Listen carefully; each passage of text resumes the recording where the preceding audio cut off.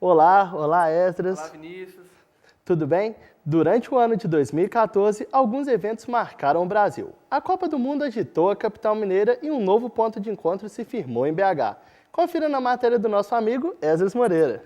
Ambiente descontraído, mesas na calçada e comida de primeira. Esses são alguns dos atrativos que levam a cada dia mais pessoas para os bares da Avenida Alberto Sintra, na região nordeste da capital. Em um quarteirão, são 9 bares e restaurantes dos mais variados estilos. O público é geral, né? A gente tem família, amigos, o pessoal passa para um happy hour. Com tantas opções, os estabelecimentos tiveram que se adaptar ao gosto dos clientes, com uma inovação.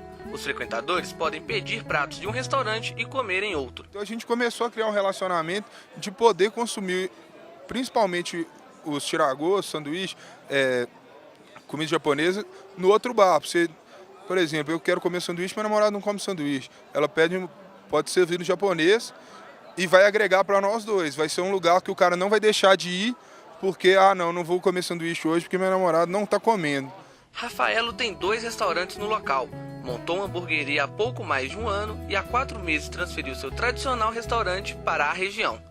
O Fábio Paulista, no antigo endereço, ele já não podia funcionar mais por questão burocrática, de prefeitura e tudo mais. E quando a gente pensou na ideia de mudar de endereço, que até então estava muito distante para a gente, o primeiro lugar foi aqui, que a gente já estava com a sanduicheria aqui e surgiu logo ao lado uma loja. Então, ajudou na estruturar para o sanduíche, melhorou para o sanduíche e foi num lugar que tem um público flutuante de gente que não é só de cliente, de gente passando, que é muito bom. Com muitas opções gastronômicas, a Avenida Alberto Sintra se tornou o novo point da capital mineira. É um local agradável, né? Um ambiente bom, perto de casa. Os amigos Felipe e Max são frequentadores assíduos dos bares da Alberto Sintra e não abrem mão de experimentar as delícias do local. Bom, é perto de casa, eu moro aqui perto e tem uma variedade muito boa. Tem espetinho, tem porções, tem comida japonesa, tem long neck, tem cerveja de garrafa. Eu acho que o Alberto Sintra, nessa zona nordeste, é um diferencial. É um ponto de variedade gastronômica, de cultural, enfim. É um diferencial que nós temos aqui na zona nordeste. E ainda no período da Copa, uma tragédia abalou a cidade. A queda do viaduto Batalha dos Guararapes ganhou repercussão internacional. O jornalista Jonathan Goldinho nos ajudou a entender se houve falta de ética na matéria exibida no dia seguinte à tragédia, no jornal da Alterosa. Hoje nós vamos conversar com Jonathan Goldinho sobre a matéria do dia seguinte da queda do viaduto dos Guararapes. Jonathan, a gente gostaria de saber se houve algum excesso, especialmente na cabeça, para a gente começar a nossa conversa. O que você achou, como que a ETEL tratou essa cabeça dessa matéria especificamente? Pois é, Vitor. Logo no início, na cabeça, a gente já percebe alguns elementos que são típicos desse tipo de abordagem jornalística. A começar pelo tempo de duração dessa cabeça. Foram 2 minutos, cerca de 2 minutos de duração, que é um tanto quanto incomum em televisão. E ela adota, mais do que como uma apresentadora, mas como uma âncora, ela adota o discurso do justiceiro, o discurso do porta-voz da verdade. Ela ali se apresenta como uma cidadã, mais que como uma apresentadora, mas como uma cidadã revoltada, uma cidadã que tem uma série de questionamentos, inclusive com aquilo que a gente chama de semiótica do corpo. Ela com o seu corpo, mesmo que você não escutasse o áudio, daria para perceber todas as posições dela. Cruzar os braços, fechar o semblante. Então, logo de cara a gente percebe qual vai ser a tônica da matéria, que é uma espécie de portador da verdade que quer esclarecimentos. O nosso grupo percebeu que, além da cabeça ser muito longa realmente, ter todos essas características que você colocou muito bem, a gente acredita que houve aí um certo desvio ético, no sentido de ter muitas adjetivações na própria cabeça e tal. Você concorda com isso? Como é que você acha, assim, do ponto de vista mais ético da matéria? A começar que é um contrassenso, né? Do ponto de vista da linguagem jornalística, ela precisa ser esvaziada de adjetivo. Uma vez que eu adjetivo demais o meu texto, quer seja um texto impresso, quer seja um texto televisivo, à medida em que eu vou adjetivando esse texto, eu vou fazendo o papel do cidadão, que é o de interpretar. Então, considerando isso é um desvio, eu não diria nem um desvio ético, mas pelo menos um desvio no sentido da linguagem jornalística. Sobre a atuação do repórter, já dentro da matéria e a abordagem dele aos entrevistados, o que você pode falar para a gente, Jonathan? Então, a gente precisa entender, perceber a princípio que a proposta da matéria não é fazer nenhuma abordagem muito aprofundada.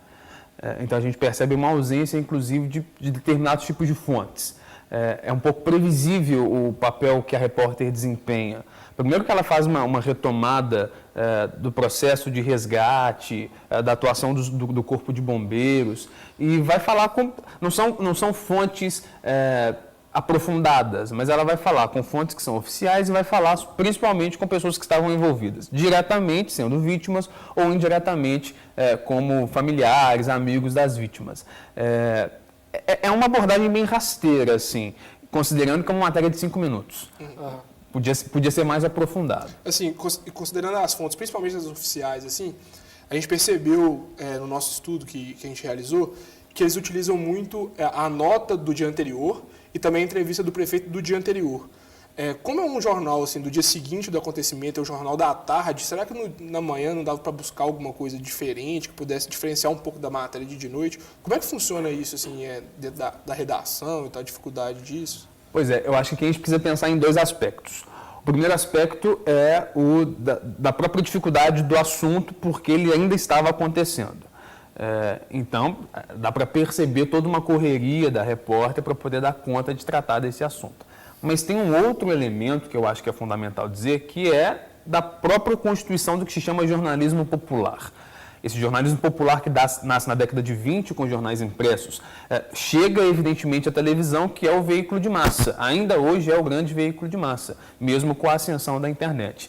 E nesse tipo de jornalismo, nessa execução do jornalismo popular, ele busca, uma das buscas dessa modalidade ou dessa abordagem, não aprofundar.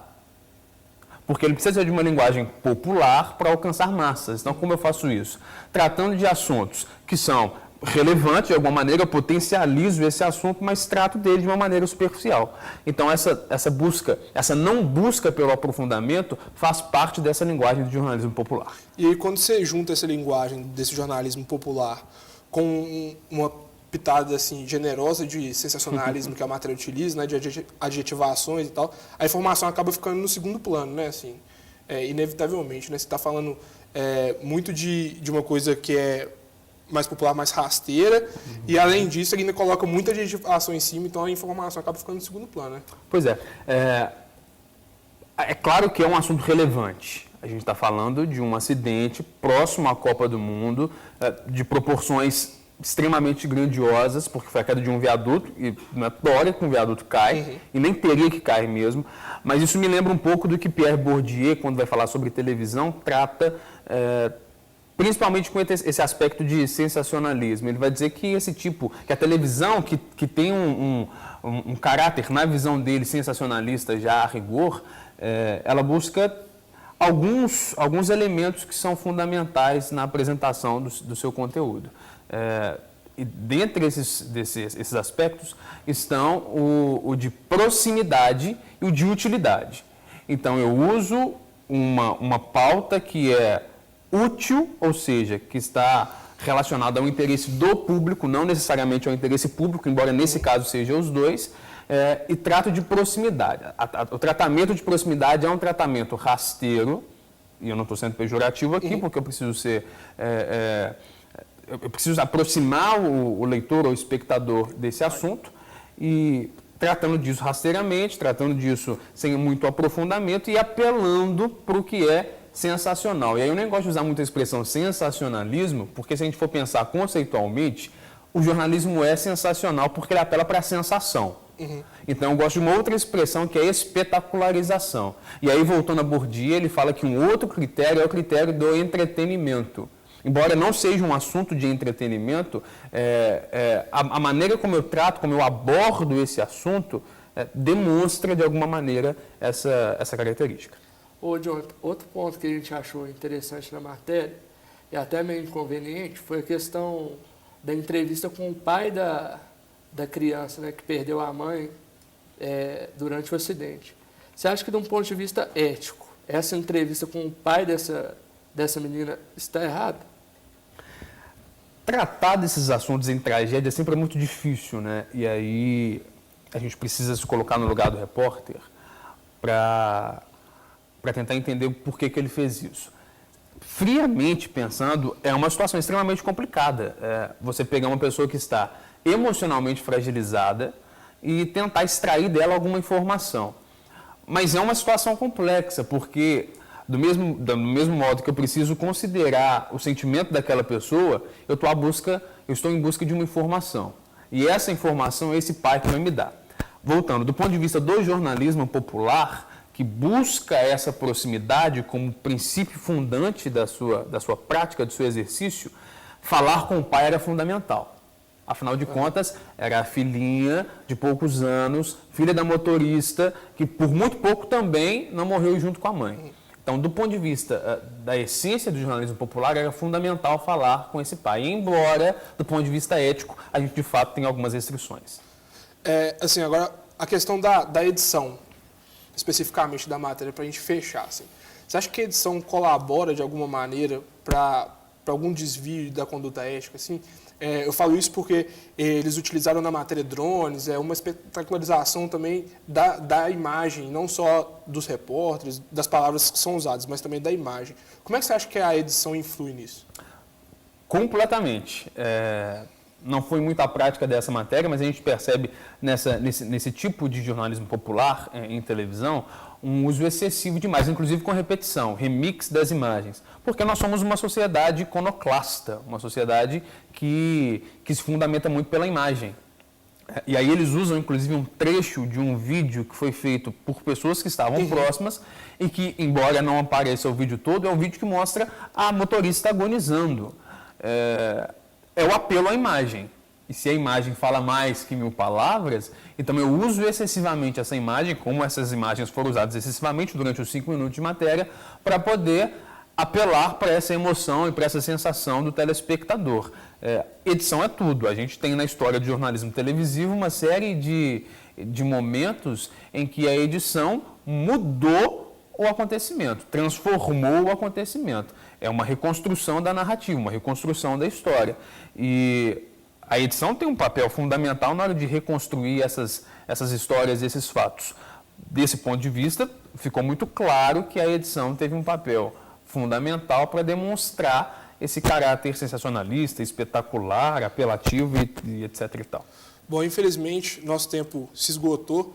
A gente gostaria de agradecer muito a presença do Jonathan. Muito obrigado por ter colaborado com a gente. E até uma próxima oportunidade. Até mais. Muito obrigado, Jonathan. A repórter Tamires Pinheiro vai nos contar outros fatos que marcaram 2014. Obrigada, Vinícius. Em uma das eleições mais disputadas da história do Brasil, a mineira Dilma Rousseff derrotou no segundo turno o também mineiro Aécio Neves nas eleições para presidente de 2014. No futebol, Minas também foi destaque. O Cruzeiro conquistou o tetracampeonato brasileiro e o Atlético foi campeão da Copa do Brasil. É com vocês aí no estúdio. Estes foram alguns fatos que marcaram Belo Horizonte em 2014. Até mais. Até a próxima. Tchau, tchau.